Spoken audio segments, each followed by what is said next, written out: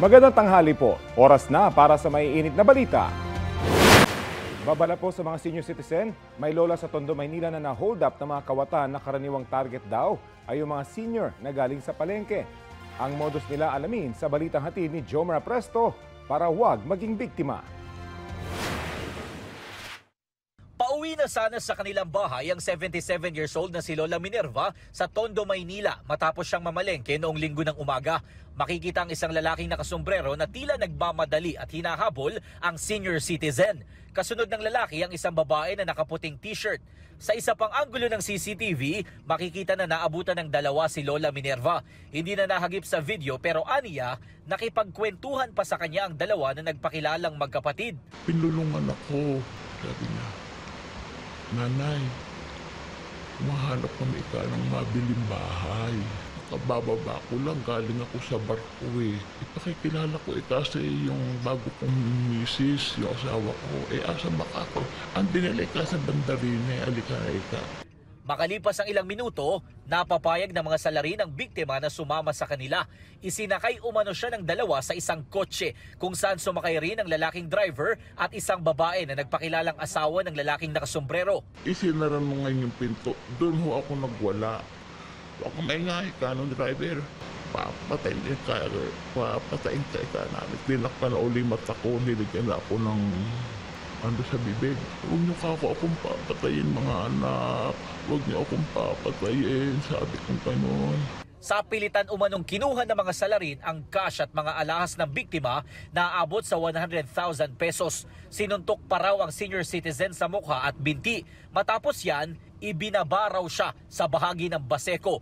Binigyan daw siya ng mga salarin ng 200 pesos na pamasahe pa uwi. Nagsumbong sa kanya mga apo si Lola Minerva na dumulog naman sa barangay. Ayon sa barangay, may aktibidad noon sa kanila kaya hindi nakapasok ang pedicab kung saan nakasakay ang biktima. Alam daw nilang may ganitong modus sa ibang lugar. Sa amin, nabalitaan na namin yan sa ibang lugar. Nakaraniwang binibiktima yung mga matatanda na namamalengke. Inayos na po yan ng kapulisan. Patuloy ang investigasyon ng otoridad sa nangyari. Jomar Presto nagbabalita para sa GMA Integrated News. Masamang panahon muli ang naranasan sa ilang lugar sa Mindanao.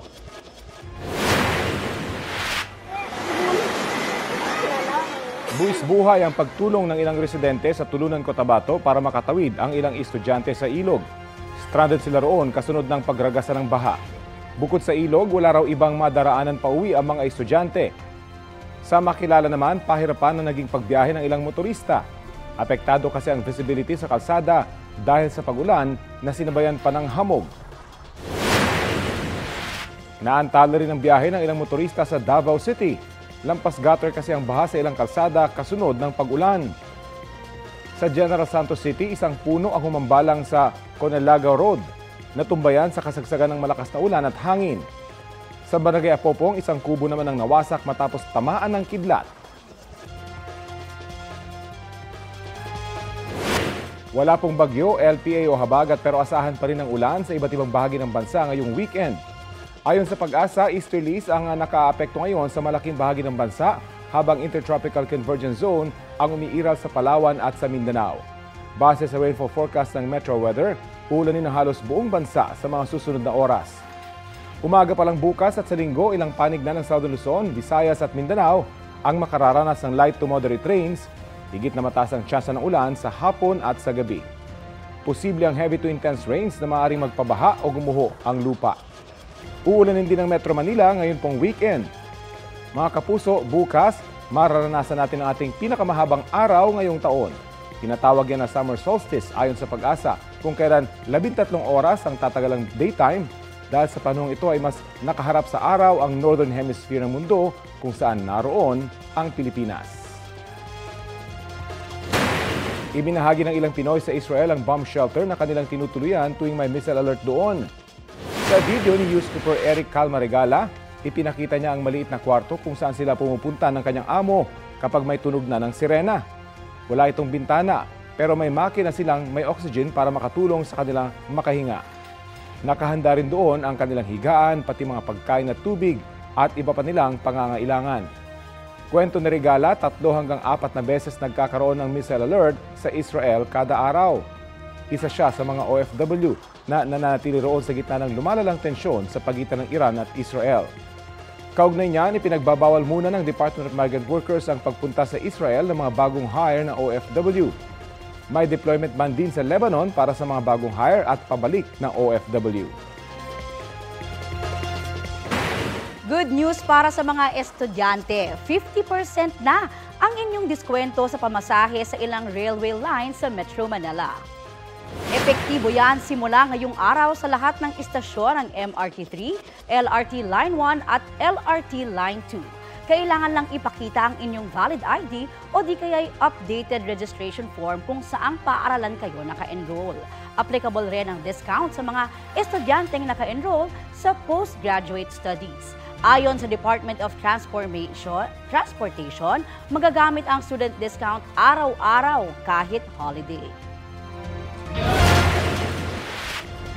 Ginigit-git ng motorcycle rider na yan ang isa pang nakamotorsiklo sa Lapu-Lapu, Cebu. Maya-maya, bumaba ang parehong rider ng motor at nag-away sa gitna ng kalsada. Paulit-ulit na nanghampas ang nakaasul na damit habang pinagsusuntok at tadyak siya ng isa pang rider. Natigil ang pisikalan ng pumagitna ang kanilang mga asawa. Agad namang umalis ang nakaasul na rider at kanyang angkas. Kinumpirma ng city administrator na empleyado ng City Hall ang rider na nakaasul sa viral video. Batay sa post ng nakaaway ng empleyado, ihatid dapat niya sa opisina ang kanyang asawa nang mabundol sila. Nabasag ang kanyang plate number at signal light. Nang hindi makuha ang pansin, doon na raw niya hinabol at hinarangan ang nakaasul na rider. Ayon sa mga otoridad, lumapit na sa kanilang biktima at hinimok nila na magsumiti ng reklamo laban sa empleyado. Ipinatawag na rin ang empleyado at pinagsusumiti ng written report. Wala pa siyang pahayag. Sa Quezon City naman, tumilapon ang isang motorcycle rider at ang kanyang angkas nang mabangga sila ng isa ring nakamotorsiklo na minor de edad. Balitang hatid ni James Agustin. Papahinto na sana magkaangkas sa motorsiklo sa bahaging ito ng Banlat Road sa Barangay Tandangsora, Quezon City, pasado alas 10:30 ng gabi noong Miyerkules, nang biglang sumulpot ang isa pang motorsiklo. Mabilis ang takbo nito at binangga sila. Sa lakas ng impact, tumilapon ng mga biktima. Ang mga nakabangga naman tumakas. Sa anggulong ito ng CCTV, kita na lumiko ang mga nakabangga sa Upper Banlat Road. Saglit silang huminto pero nagpatuloy pa rin sa pagtakas. Tumago sila patungo sa Australia Street. Ayon sa pulisya, nagtamo ang lalaking motorcycle taxi rider ng gasgas sa kamay, habang ang babaeng pasahero iniinda ang pananakit ng katawan. Ayon sa ating babaeng biktima na pasahero ng isang motorcycle rider taxi, habang papagilid at pababa na sa kanyang malapit sa kanyang tinitirahan ay nahit sila ng isang mabilis na motorsiklo at nagtuloy-tuloy lang po ang nasabing motorsiklo. Unang natunto ng pulisya ang motorsiklo nakabangga sa mga biktima. Napag-alaman ng nagmamaneho nito ay 14 anyos sa lalaki. Binalikan po natin kung saan natagpuan ang motor at may isang lalaki na lumapit sa ating kasamahan at nagsabi na ang kanyang anak ay yung rider na tumakas sa nasabing banggaan, sir. Ayon po sa tatay ng minor, habang siya ay natutulog, tinakas ng kanyang anak ang nasabing motorsiklo para kumain sa isang convenience store. Hindi na nagsampa ng reklamo ang mga biktima na nakaharap ang minor de edad at kanyang tatay. Ang mag-ama sumailalim sa counseling ng Social Services Development Department o SSDD. Patuloy namang tinutunton ng pulisya ang angkas ng minor de edad. James Agustin, nagbabalita para sa GMA Integrated News. Ito ang GMA Regional TV News. Mainit na balita mula sa Luzon, hatid ng GMA Regional TV. Balik kulungan ng isang lalaki sa Talisay, Batangas dahil sa pagpatay. Chris, sino ang sinasabing biktima niya? Rafi, isang senior sa bayan ang pinatay umano ng sospek. Ayon sa pulisya, naglalaro ng bingo ang biktimang si Gerald Moreno kasama ang kanyang mga kaanak nang dumating doon ang sospek. Sa gitna ng pag-uusap nila, bigla na lamang daw binaril ng sospek ang ulo ng biktima. Natunto ng sospek matapos ang ilang araw. Na-recover sa kanya ang baril na ginamit umano sa krimen. Maging ang suot niya raw noon na jacket, sombrero at ang motorsiklo na ginamit daw niya sa pagtakas. Sasampa ng reklamong murder ang sospek na itinatanggi ang paratang. Nakulong na siya nitong Mayo dahil sa illegal possession of firearms.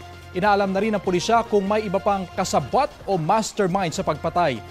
Paghihiganti ang tinitingnang motibo sa krimen.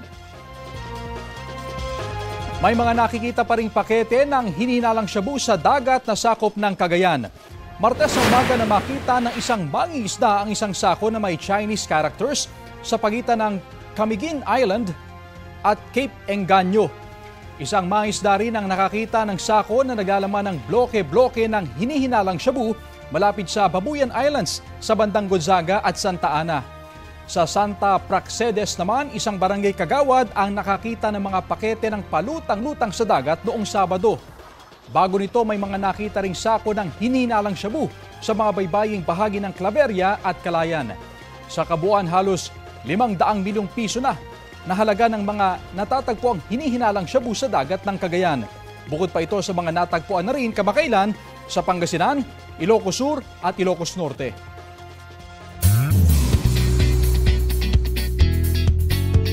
Happy Friday mga mare at pare, biyahing abroad sina Dennis Trillo at Jeneline Mercado para sa kanilang upcoming Kapuso action series na Sanggang Dikit for Real.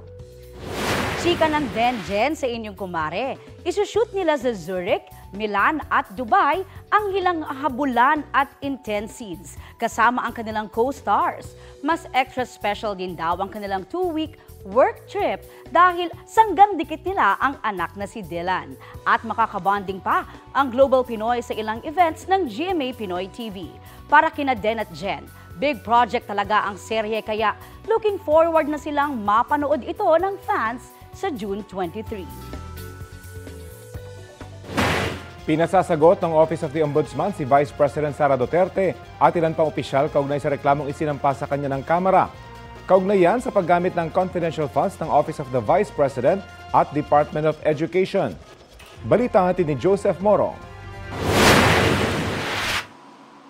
Pinasasagot ng Ombudsman si Vice President Sara Duterte at ilan itong tauhan sa Department of Education at Office of the Vice President tungkol sa inihaing reklamo ng House of Representatives kaugnay ng umuni maanumalyang paggamit ng confidential funds. Sa order na inisyo ngayon at eksesibong ipinakita sa GMA Integrated News, inatasan ng Ombudsman si Duterte na magbigay ng kanyang kontrasalaysay sa loob ng 10 araw.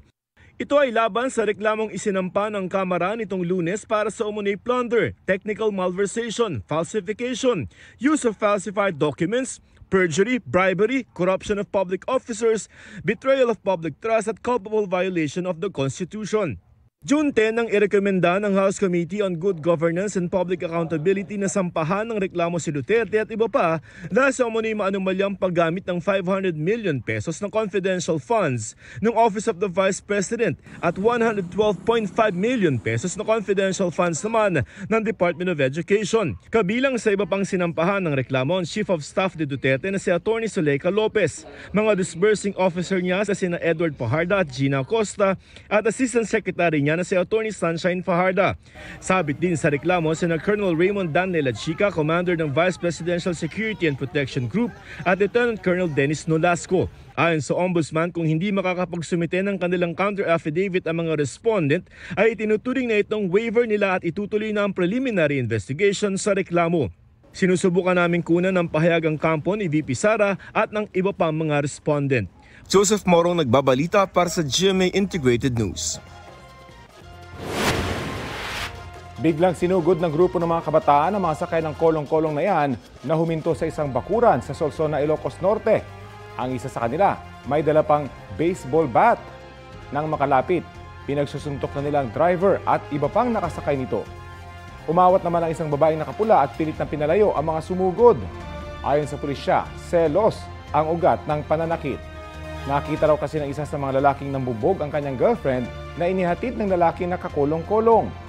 3 ang sugatan sa insidente. Nagkaroon na ng inisyal na pag-uusap ang mga sangkot na minor de edad kasama ang mga magulang.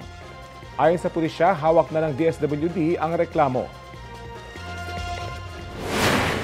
Kwento ng isa sa mga akusado sa kaso ng mga nawawalang sabongero na si alias Totoy, binayaran ang isang grupo ng 2 milyong piso para dukutin ang isa sa mga sabongero sa San Pablo, Laguna. Balita natin ni Emil Sumangil Exclusive. Sana bago ako pumanaw, malaman ko kung nasaan ka. Mag-aapat na taon na mula ng dukutin mula sa kanyang bahay sa San Pablo, Laguna si Ricardo John Lasco, ang master agent ng online sabong na isa sa 34 na nawawalang sabongero. Unti-unting nabibigyan ng linaw kung anong nangyari sa kanya sa paglutang ni alias Totoy, isa sa mga akusado.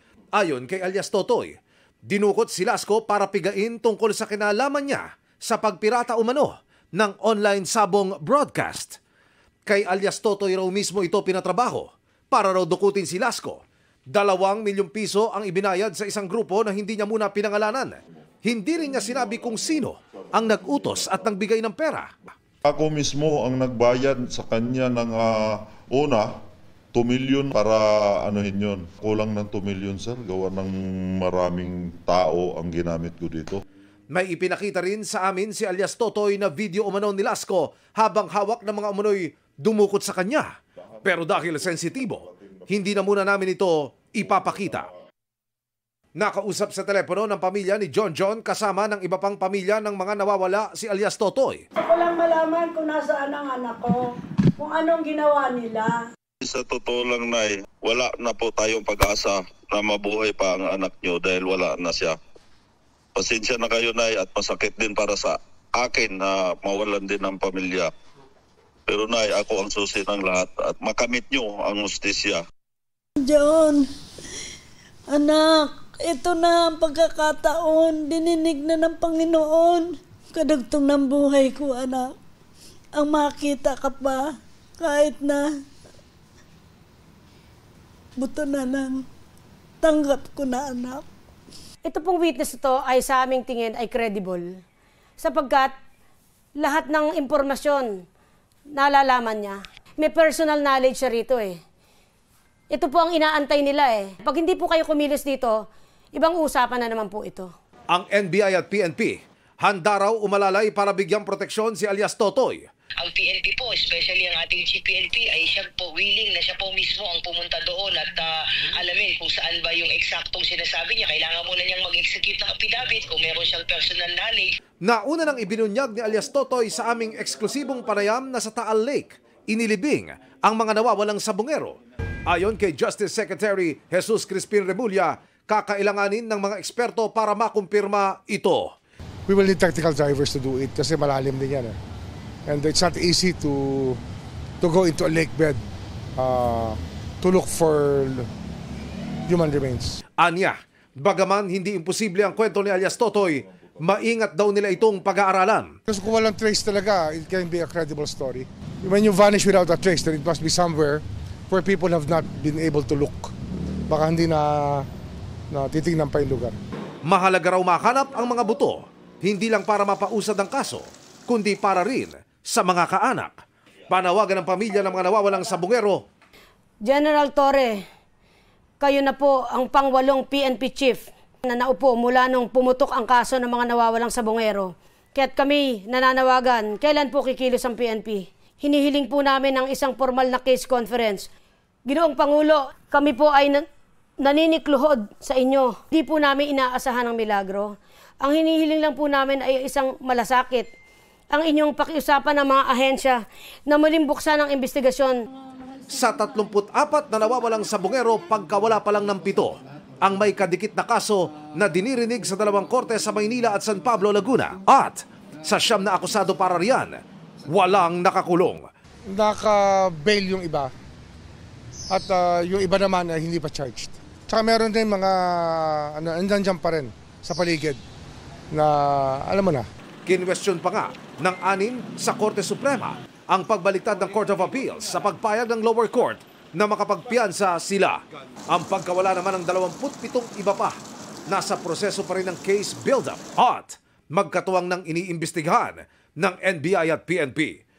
Emil Sumangil, nagbabalita para sa GMA Integrated News. Ito ang GMA Regional TV News. Balita sa Visayas at Mindanao mula sa GMA Regional TV.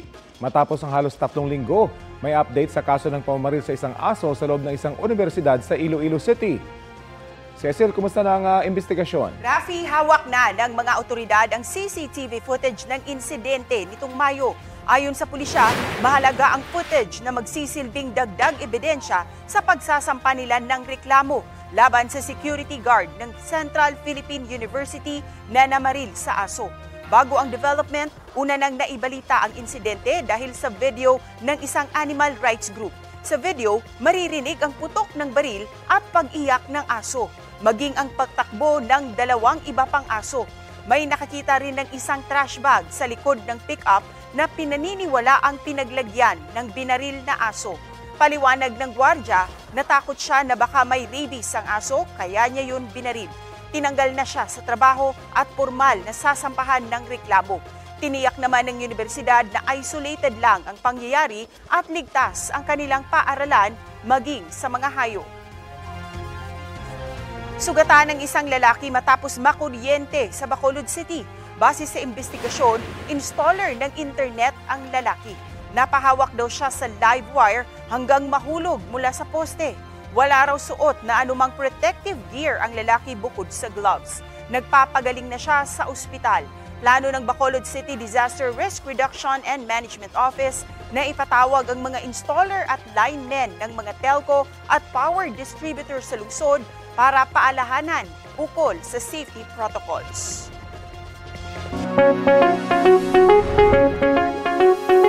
Paalala po mga kapuso, tapos man ang pandemic, nasa paligid pa rin natin ang COVID-19.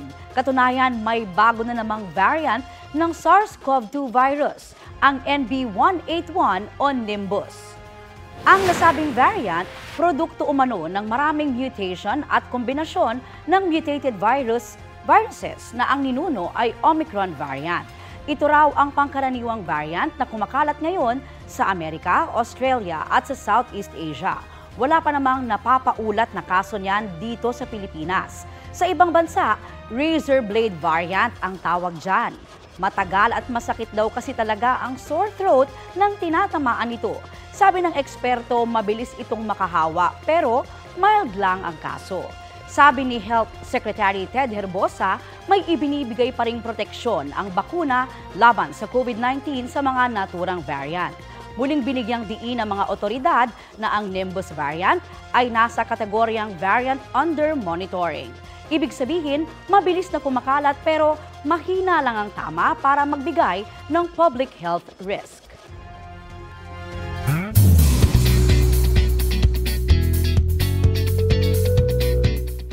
Inamin ni Kylie Padilla na may regret siya sa pagkawala ng karakter niyang si Amihan sa Encantadia 2016. Sad lang ako every time na I watch it and I see my three sisters nang wala si Amihan. I'm heartbroken. Matatandaang nag-exit noon sa serye si Kylie dahil siya ay nagdalang tao. Gaya ng napanood sa opening scene ng Encantadia Chronicles Sangre, pangarap daw ni Kylie na makumpleto silang apat na hindi Eve o kaluluwa si Amihan. Sa fans na can't get enough of Kylie, mapapanood na rin siya simula sa Lunes sa Kapuso Afternoon Prime series na My Father's Wife. Sa usapang personal naman, chika ni Kylie na siya ay in a relationship na. Hopeful daw siya na makaranas someday ng healthier at happier marriage. Rin sa fun at fitness ang isang aso sa Makati City. Naispata ng fur baby sa 21-kilometer half marathon. Kagaya ng mga nakilahok sa takbo, hindi rin nagpatinag sa ulan ng aso. Kwento ni Youth Cooper Ray Mark Esumadia, nagsilbing araw inspiration ang cutie pout lit sa mga runner. Para sa inyong kwentong totoo, kwentong kapuso, sumali sa Youthscoop Plus Facebook group at ishare ang inyong mga larawan at video. Maaaring ma-feature ang inyong storya sa aming newscast. Gamitin lang ang hashtag Youthscoop sa inyong mga post. Huli kamang kotse na yan na papalapit sa isang flyover sa Mandaue, Cebu. Maya-maya, biglang bumangga ang kotse at tumagilid sa paanan ng flyover. Nagtamo ng minor injury ang driver. Wala siyang pasahero nang mangyari ang insidente. Wala ring ibang motoristang nadamay. Ayon sa mga otoridad, nakaidlip umano ang driver na inaming inaantok siya habang nagmamaneho.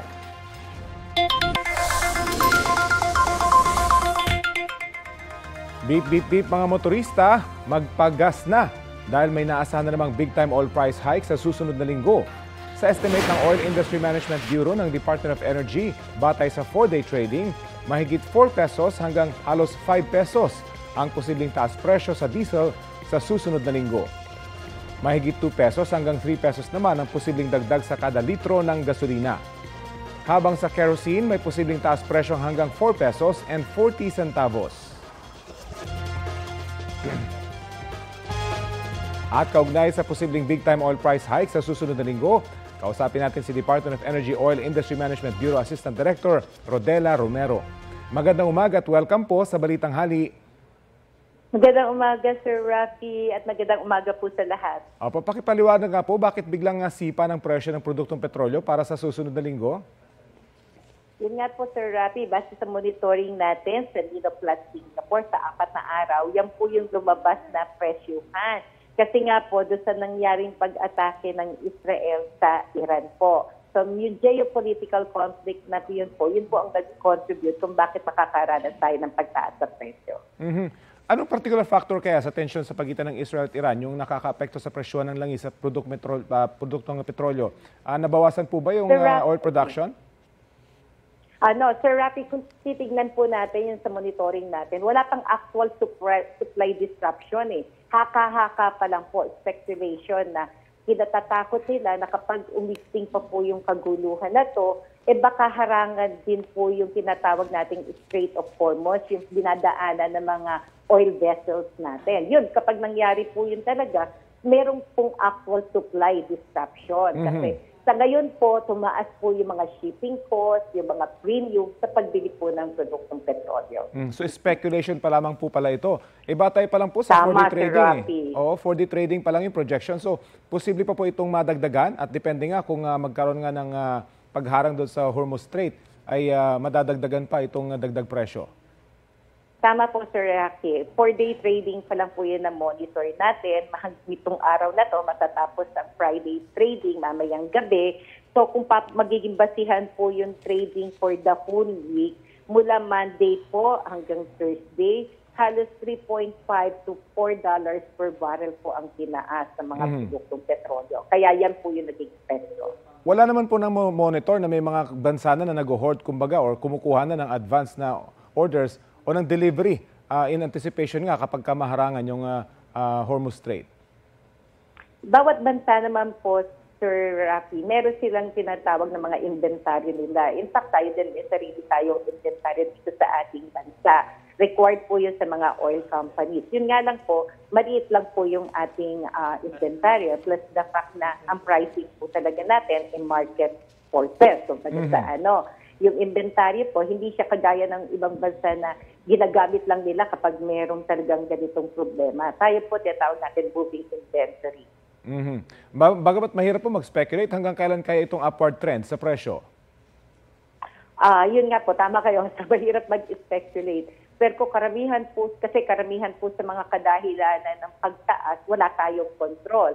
Yan pong geopolitical conflict, the speculation, or even po yung mga environmental issues, yung mga hurricane, hindi natin control. Talagang sumusunod lang po tayo kasi net importer po tayo. But sa ngayon po, yun nga, strict ang monitoring natin, makita natin talaga kung yung pangyayari lang ang sa international oil market, yun lang ang reflective na nangyayari dito sa domestic price natin. Sa ngayon po, itong linggo na to, parang sure na po talaga tayong may pagtaas, isang trading na lang ang mangyayari. So, tignan po natin kung ano ang magiging sitwasyon by next week po. Kumusta po yung ibang sources of oil outside of the Middle East? Ina-explore na rin po ba natin yon? Ang oil companies po kasi ang talagang bumibili. May mga short-term or fast-term po sila. So talagang part po ng kanilang contingency plan, may mga alternative sources po. Sa ngayon, kung titingnan nyo, hindi tayo kumukuha sa both countries, Israel or Iran. Opo. But still, napakaliit po kasi, Sir Rafi, ng world supply at world demand. So kung talagang may problema sa mga oil-producing countries, maapektuhan po talaga ang presyo. Opo. Hindi man tayo kumukuha diretso dito sa nasabing dalawang bansa, pero yung kinukuhanan naman natin ng finished petroleum products, maaaring sila po ang suki nito. Ay, sana nga po ma-resolve na yung issue dyan sa Binilis. Maraming salamat po sa oras na binahagi nyo sa Balitang Hali. Sana po. Si Oil Industry Management Bureau Assistant Director Rodela Romero. Dumaan sa highway sa Barangay Katalunan, Pequeño sa Davao City ang tricycle na yan linggo ng madaling araw. Maya-maya ay dumaan din ang isang SUV. Sa isa pang CCTV, nakuna ng pagbangga ng SUV sa tricycle pero hindi tumigil ang SUV. Tumila po ng 41 anyos na tricycle driver na kanyang ikinasawi. Naiwan sa kalsada ang bahagi ng pyesa ng nakabanggang SUV. Nakuha na raw ng pulisya ang plate number nito at magbibigay na sila ng report sa Land Transportation Office para sa karampatang parusa. Inihahanda na rin nila ang mga dokumento para sa pagsasampa ng reklamo laban sa SUV driver. Bistado sa isang maleta ang kilo-kilong hinihinalang shabu na iniwan sa bakanting lote sa Naik, Cavite. May nakatutok pa raw na 3 live camera. Ang mainit na balita hatid ni Jomar Presto. Ganito karaming iligal na droga ang narecover ng mga otoridad sa bakanteng lote na ito sa Barangay Sabang, Naik, Cavite mag-aalas 2 ng madaling araw kanina. Natagpuan raw ito ng gwardya ng lote na nakasilid sa isang maleta na inakala pa niyang mga basura. Pero nang mapansin na may kahina-hinalang laman ng maleta, agad siyang tumawag sa mga pulis. Nagrobing sila kaya gusto daw nila pag-picture-picture sa area nila. Dami siyang malita, sir. Mga ganun, no? Puno yan, sir.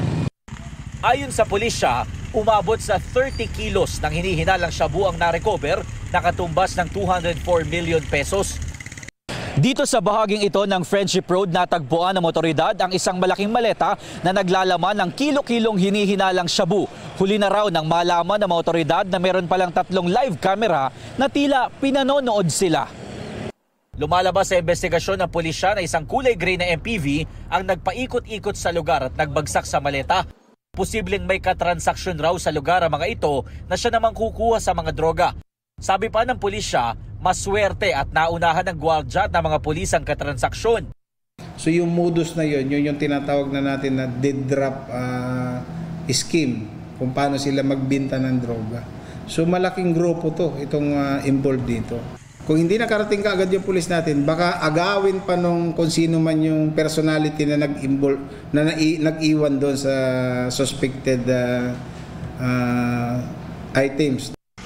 Patuloy ang backtracking ng pulisya para matukoy ang plate number ng sasakyan na nagbagsak sa maleta. Kaya hindi na pagkakakilanlan ng posibleng kukuha nito.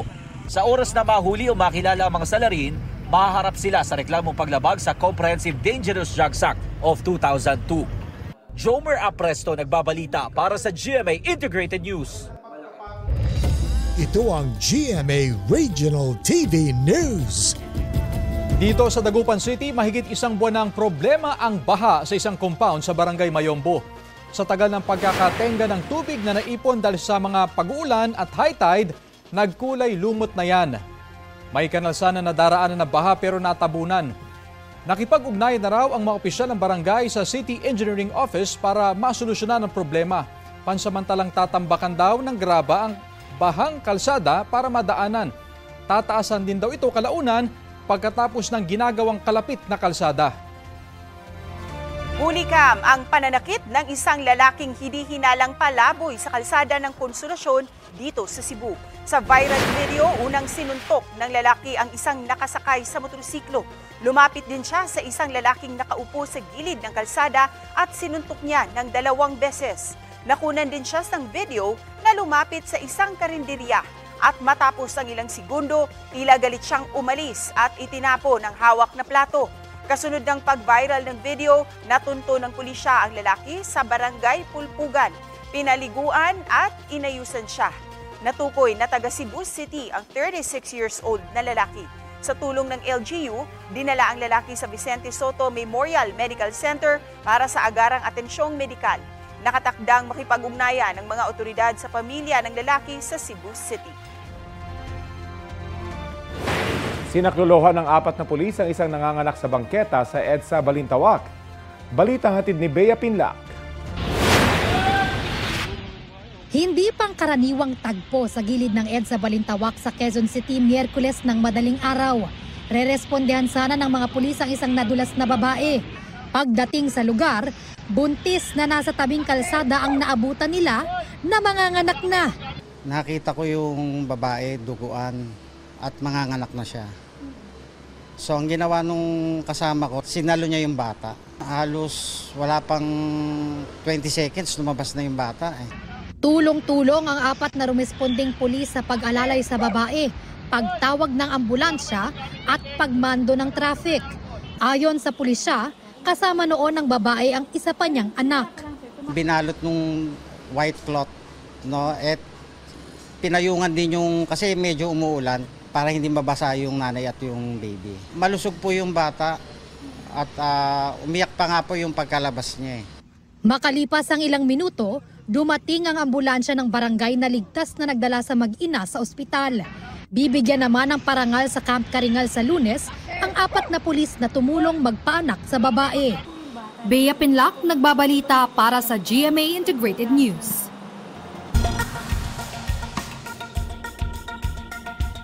Nasira matapos upuan ng isang turista ang obrang Van Gogh chair sa museum sa Verona, Italy. Sa kuha ng CCTV ng Palazzo Maffei Museum, nagpa-picture ang babaeng yan sa isang silya na artwork. Sumunod na nagpa-picture ang lalaki. Nang umupo ang lalaki sa upuan, bumigay ito. Umalis agad ang 2 turista. Tinatawag ang upuan na Van Gogh chair at obra ni Nicola Bolla. Nababalot ito ng daan-daang Swarovski crystal. Hindi pa natutukoy ang pagkakakilanlan ng 2 turista. Sa huling update ng museo, sinabi nito na nakumpuni na ang upuan. Mga kapuso, may natanggap ka bang mensahe na nag-aalok ng pera kapalit ang simpleng pag-like? Nako, ingat at baka bahagi yan ng task scam. Ang mga red flag alamin sa balitang hatid ni Darlene Kai.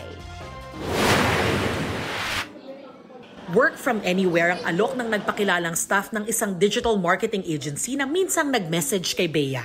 Ang kikitain sa simpleng pag-like lang ng mga produkto sa shopping apps, abot hanggang halos 9,000 piso kada araw. May pinagawa siya sa isang shop na i-heart po. I-heart po yung parang product. Kada po may pinapagawa silang gano'n na i-heart, nagbibigay naman po sila ng 160 hanggang 3 beses po. Pero kasunod nito, inalok siyang patubuin ng kanyang pera sa isaan niyang investment. Yung 1 to ko naging 1,560. Tapos nakalagay naman po doon yung sumunod is 3,500 na po. May binigay po na link na sa parang Bitcoin, gano'n.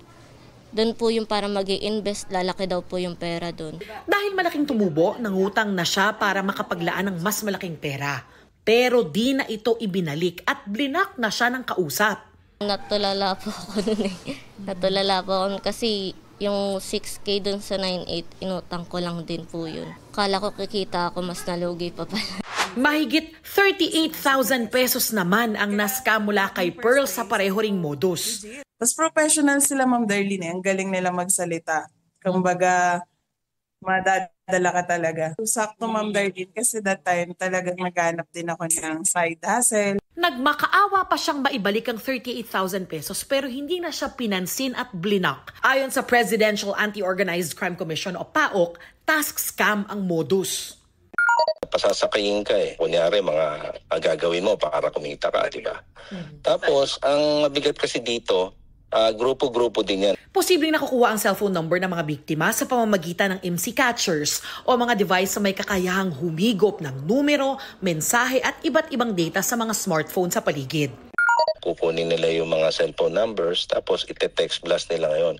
Pag nahagip yung phone mo ng mga ads nila na yon at ikaw ay naengganyo, doon mapapasakay ka na at sigurado madadali ka nila kung tutuloy-tuloy mo yung task scam na ibibigay sa'yo. Maaari ring nakuha ang mga number mula sa mga dating na-click na phishing websites ayon sa CICC o Cybercrime Investigation Coordinating Center. Magbibigay ka ng number mo, pangalan mo, tsaka yung email address mo. Akala mo kumukuha ka lang ng promo or ng discount. Yung pala, kinuha na nila yung details mo para ibenta sa iba. Patuloy ang investigasyon ng PAOK sa mga scam na posibleng mga Pilipino ang operator. Para raw sa mga naghahanap o maghahanap ng trabaho, wala raw sino mang lehitimong employer ang manghihingi ng pera mula sa inyo kapalit ng trabaho. Hindi raw nila kayo basta-basta i-contact sa messaging apps kung hindi ka naman nag-apply. Employers do not get in touch with individuals. They pass through channels or platforms. Nobody calls to the company to offer a job to somebody. So that's not done. So people should be suspicious by this system alone. Darlene Kai, nagbabalita para sa GMA Integrated News. She is back. Heartwarming ang pa-welcome back ng Kapuso Morning Show na unang hirit kay ex-PBB housemate Shuvi Etrata. Kilig din ang hatid nila ni Sparkle star Anthony Constantino. You really wear your heart on your sleeve and you really love everybody with all of your heart. I'm really blessed and lucky to have you in my life. Thank you for patiently waiting. Thank you for your patience. Thank you for being so special. Guys, nandito na po yung TDH ko! Pag-amin ni Shuvi na surprise siya nang muling makita si Anthony na pasok bilang tall, dark, and handsome. Ang modern katipunera naging emosyonal naman nang makausap live via Zoom ang kanyang pamilya. Sa kanyang pag-exit sa bahay ni Kuya, thankful si Shuvi sa suporta ng kanyang loved ones at mga taga-suporta. Bago ang kanyang comeback sa unang hirit, pinusuan din ng netizens ang TikTok bonding ni Shuvi with ex-PBB housemate and bestie Ashley Ortega, GMA Network Senior Vice President Attorney Annette Gozon Valdez at Sparkle First Vice President Joy Marcelo. Mga mare at pare, no need to look up dahil ang stars ng upcoming Superman movie nag-land sa Manila para sa isang event. Warm Filipino welcome na sinabayan ng fireworks ang sumalubong sa bagong Man of Steel actor na si David Corenswet at Rachel Brosnahan na gaganap bilang Lois Lane. Kasama rin nila ang direktor ng pelikula na si James Gunn at kanyang co-chair and co-CEO ng DC Studios na si Peter Safran. Siyempre, present sa event ang inyong kumare. Bukod sa superfans, marami ring cosplayers na naka-Superman at Supergirl costume ang dumalo sa event. Manila ang unang stop sa world tour ng cast at crew para i-promote ang kanilang pelikula.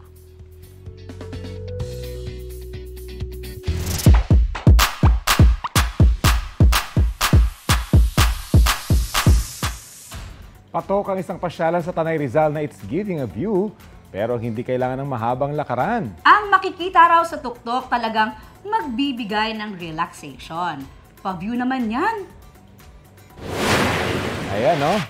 Yan po ang Sea of Clouds na madalas makita sa mga matataas na parte ng bundok at kailangan pang i-hike.